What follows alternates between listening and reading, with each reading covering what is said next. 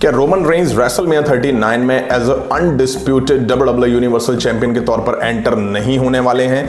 Vince McMahon को लेकर के क्या अपडेट है, रॉ की व्यूअरशिप कैसी रही, और भी इंटरेस्टिंग न्यूज इसके बारे में बात करेंगे आज की इस वीडियो में, जो कि काफी इंटरेस्टिंग और कमाल की होने वाली है। तो शुरू से लेकर लास्ट तक इस वीडियो को जरूर देखिएगा, और हाँ, चैनल पे नए हो तो चैनल को सब्सक्राइब करके बेल आइकन प्रेस करना बिल्कुल भी मत भूलिएगा। सबसे पहले हम लोग बात कर लेते हैं रिसेंट में हुए रॉ की व्यूअरशिप के बारे में।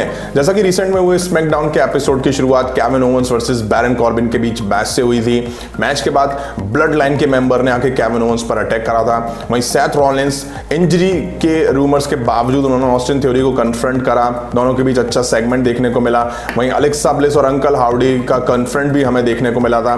रिसेंट में हुए स्मैकडाउन की व्यूअरशिप 1.69 मिलियन रही। वहीं इस एपिसोड के मेन इवेंट में हमें 5 टैग टीम के बीच टैग टीम टर्माइल मैच दिखा था, जहां से डब्ल्यूडब्ल्यूई ने आइडेंटिफाई करा, जहां से हमें ऊसोस के न्यू चैलेंजर के तौर पर जजमेंट डे देखने को मिले।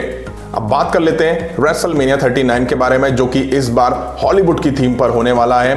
बेशक अभी रेसलमेनिया को होने में 3 से 3.5 महीने का टाइम बचा है, लेकिन अभी से ही कंपनी ने एक बड़ा रिकॉर्ड सेट कर दिया है, जो कि रेसलमेनिया 32 के रिकॉर्ड को तोड़ के नंबर 1 पर आ चुका है। आपको बता दूं, साल 1985 में रेसलमेनिया के इवेंट की शुरुआत हुई थी।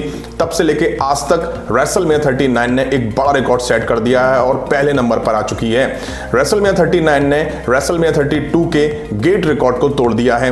गेट रिकॉर्ड का मतलब यह होता है कि एक गेट से कितनी ऑडियंस अंदर एंटर होती है। आपको बता दूं, रेसलमेनिया 32 से डब्ल्यूडब्ल्यूई ने $17.3 मिलियन अर्न करे थे। मतलब कि इतने ह्यूज अमाउंट उन्होंने टिकट की सेल से अर्न करा था, जो कि कहीं ना कहीं रेसलमेनिया 39 ने तोड़ दिया है। हालांकि रेसलमेनिया 39 की स्टैट्स अभी डब्ल्यूडब्ल्यूई ने ऑफिशियल नहीं करी है, लेकिन आप ये तो मान ही सकते हैं कि $17.3 मिलियन से ज्यादा डब्ल्यूडब्ल्यूई नाइट 1 और नाइट 2 के इवेंट से अर्न कर चुकी है, और ऑडियंस भर के यहां पर आने वाली है। और चौंकाने वाली बात यह है कि रेसलमेनिया 39 के लिए अभी तक एक भी मैच ऑफिशियल नहीं हुआ है। रूमर्स आ रहे हैं कि रॉक वहां पे रोमन रेंज के अगेंस्ट कॉम्पीट करते हुए नजर आएंगे। सालों से चला आ रहा जो ड्रीम मैच है वो फाइनली हमें रेसलमेनिया 39 में होता हुआ दिखाई देगा। अब बात कर लेते हैं विंस मैकमैन के बारे में। जैसा कि विंस मैकमैन को लेकर के साल की शुरुआत से उठापटक चल रही है और अभी तक ये कंटिन्यू है। आप लोगों को बता दूं, विंस मैकमैन डब्ल्यूडब्ल्यूई में एग्जीक्यूटिव चेयरमैन ऑफ बोर्ड की पोस्ट पर वापस आ चुके हैं, और इस पोस्ट पे स्टेफनी मैकमैन ने काम संभाला था विंस मैकमैन की एब्सेंस में। उन्होंने रिसेंट में रिजाइन दे दिया है चेयर वुमेन की पोस्ट से। उन्होंने एक रिजाइन भी अपना ऑफिशियल ट्विटर पर पोस्ट करा। उन्होंने लिखा देन नाउ फॉरएवर।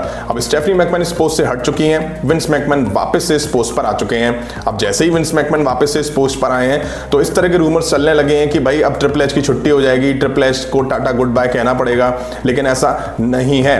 मैं आपको बता दूं, as a owner, as a executive chairman of board के नाते विंस मैकमैन अपने दम पर ट्रिपल एच को नहीं हटा सकते हैं हेड ऑफ क्रिएटिव पोस्ट से। यह बात कहीं ना कहीं सच है, और यह बात कहीं ना कहीं रूमर्स के तौर पर सामने आ रही है कि विंस मैकमैन फ्यूचर में हेड ऑफ क्रिएटिव बनने की पूरी कोशिश करेंगे। लेकिन आप लोगों को बता दूं, जो डब्ल्यूडब्ल्यूई है वो पब्लिकली ट्रेडेड कंपनी है। विंस मैकमैन के हाथ में पावर होते हुए भी, ओनर होते हुए भी, एग्जीक्यूटिव चेयरमैन ऑफ बोर्ड होते हुए वो डायरेक्ट अपनी पावर पे ट्रिपल एच को हेड ऑफ क्रिएटिव की पोस्ट से नहीं हटा सकते हैं। उसके लिए उनको काफी सारे लॉज फॉलो करने पड़ेंगे, क्योंकि डब्ल्यूडब्ल्यूई जो है वो पब्लिकली ट्रेडेड कंपनी है, उसमें लॉज चलते हैं। और अगर विंस मैकमैन अपने दम पर ट्रिपल एच को हटा के उस पोस्ट पर बैठते हैं, तो वाकई जो शेयर होल्डर हैं वो विंस मैकमैन पे केस कर देंगे, मुकदमा वगैरह कर देंगे, जिससे विंस मैकमैन की प्रॉब्लम बढ़ सकती है। तो अब जो डब्ल्यूडब्ल्यूई में सेल करने का ड्रामा चल रहा है, वो केवल शायद इसलिए ही है कि विंस मैकमैन आने वाले टाइम में जो लॉज हैं उसको चेंज करेंगे और वापस से खुद हेड ऑफ क्रिएटिव की पोस्ट पर आके बैठ जाएंगे। और ये बात इस तरह की इंटरनली चल रही है, काफी लोग इस बात को कह भी रहे हैं कि भाई विंस मैकमैन वापस से आने की कोशिश में लगे हुए हैं। पहले वो कह रहे थे कि मैं इस तरह की पोस्ट पर वापस नहीं आऊंगा, लेकिन वो धीरे धीरे स्टेप बाय स्टेप वापस आते हुए दिखाई दे रहे हैं, और वो कहीं ना कहीं इस टाइम ट्रेंडिंग में बने हुए हैं। अब देखिए, कुछ दिन पहले की वीडियो में मैंने आप लोगों को अंकल हाउडी को लेकर अपडेट ऐसी दी थी कि अंकल हाउडी जिस गेटअप में दिखाई देते हैं उसी गेटअप में एरिना में एंटर होते हैं, उसी गेटअप में बाहर निकल जाते हैं। उनको बोलने तक की परमिशन नहीं होती है बैक स्टेज किसी से। लेकिन रिसेंट में जो रॉ का एपिसोड हुआ उससे पहले इस तरह के रूमर्स आए कि बॉर्डरलेस को रॉ में बैक स्टेज स्पॉट करा गया है, और आगे चल के शो में अलेक्सा ब्लिस का जब सेगमेंट था तो वहां पे अंकल हाउडी हमें अपीयर होते हुए दिखाई दिए थे, जिससे इस बात को अच्छे से हवा मिल चुकी है कि बॉर्डरलेस ही अंकल हाउडी है और इस तरह के रूमर्स काफी लंबे टाइम से निकल कर आ रहे हैं। अब देखिए रॉ में बैक स्टेज बॉब डल्लस का शो से पहले होना कहीं ना कहीं क्वेश्चन खड़े करता है, जबकि बॉब डल्लस को कंपनी रिलीज कर चुकी है और WWE ने अब तक ऑफिशियल इस बात को अनाउंस नहीं करा है कि हम बॉब डल्लस को वापस से हायर कर चुके हैं। तो वाकई बॉब डल्लस और अंकल हाउडी का कनेक्शन है, दोनों एक ही आदमी हैं। अब WWE बेशक कितना भी इस चीज को छुपा ले। अब बात कर लेते हैं tribal chief WWE undisputed universal champion Roman Reigns के बारे में। जैसे कि रेसलमेनिया 38 में रोमन रेंस अनडिस्प्यूटेड चैंपियन बने थे, उसके बाद से वो अब तक एज अ अनडिस्प्यूटेड चैंपियन के तौर पर दिखाई दे रहे हैं। वहीं इसके अलावा Usos brothers undisputed tag team champion के तौर पर WWE में काफी लंबे टाइम से दिखाई दे रहे हैं। मैं आप लोगों को बता दूं कि रिसेंट में हुए रॉ के एपिसोड से कुछ ऐसा निकलकर सामने आया है जो कि कहीं ना कहीं रोमन रेंस से भी कनेक्ट करा जा रहा है। आपको बता दूं बैक स्टेज एडम पियर्स ने जब ब्लड लाइन को कन्फ्रंट करा तो उन्होंने वहां पे अनाउंस करा कि आज की रात टैग टीम टर्माइल मैच होने वाला है, जिसके जो चैंपियन होगा उसके अगेंस्ट तुम्हें अपना raw tag team title defend करना होगा। मतलब कि WWE ने यहां से अब अनडिस्प्यूटेड को सेपरेट करना शुरू कर दिया है। मतलब कि ऊसोस अब तक हमें undisputed tag team title defend करते हुए दिखाई देते थे, लेकिन शायद वो जजमेंट डे के अगेंस्ट अपना रॉ टैग टीम चैंपियनशिप को डिफेंड करते हुए नजर आएंगे। मतलब कि रॉ टैग टीम चैंपियनशिप और SmackDown tag team championship separate defend करते हुए नजर आएंगे।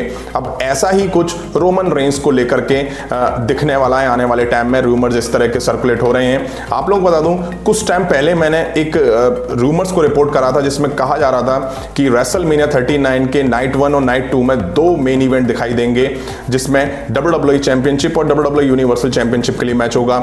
नाइट 1 के लिए जो मैच चीज हो रहा था वो हो रहा था Seth Rollins versus Cody Rhodes और Drew McIntyre for the WWE championship, और नाइट 2 के लिए जो मेन इवेंट रूमर्स के तौर पर सामने आ रहा था वो था Roman Reigns versus the rock for universal championship. तो कुल मिला के ये है कि जल्दी WWE अनडिस्प्यूटेड नाम का वर्ड WWE से हटाने वाली है और ऐसा रोमन रेंस के केस में भी देख सकता है। कुछ टाइम पहले ऐसे रूमर्स भी आए थे कि रोमन रेंस रेसलमेनिया 39 से पहले WWE चैंपियनशिप ड्रॉप कर देंगे, लूज कर देंगे और शायद new WWE champion Seth Rollins दिखाई देंगे, और ये ऐसा हमें होता जल्दी देखने को मिलने वाला है शायद रेसलमेनिया 39 से पहले। क्योंकि WWE अगर ऐसा नहीं करेगी तो उसको वाकई बहुत बड़ा लॉस होगा। एक तो बड़े बड़े जो सुपरस्टार हैं वो बिना टाइटल मैच के लड़ते हुए नजर आएंगे। नाइट 1 और नाइट 2 में अगर दोनों टाइटल सेपरेट होते हैं तो 2 मेन इवेंट दिखेंगे, नहीं होते हैं तो हमें नाइट 2 में ही अनडिस्प्यूटेड यूनिवर्सल चैंपियनशिप के लिए एक मेन इवेंट देखने को मिलेगा। तो कहीं ना कहीं WWE को इससे नुकसान ही होने वाला है। अब देखिए सवाल ये आएंगे कि क्या रोमन रेंस रेसलमेनिया 39 से पहले हारने वाले हैं? तो देखिए मैं पहले बता दूं रोमन रेंस रेसलमेनिया 39 से पहले नहीं हारेंगे।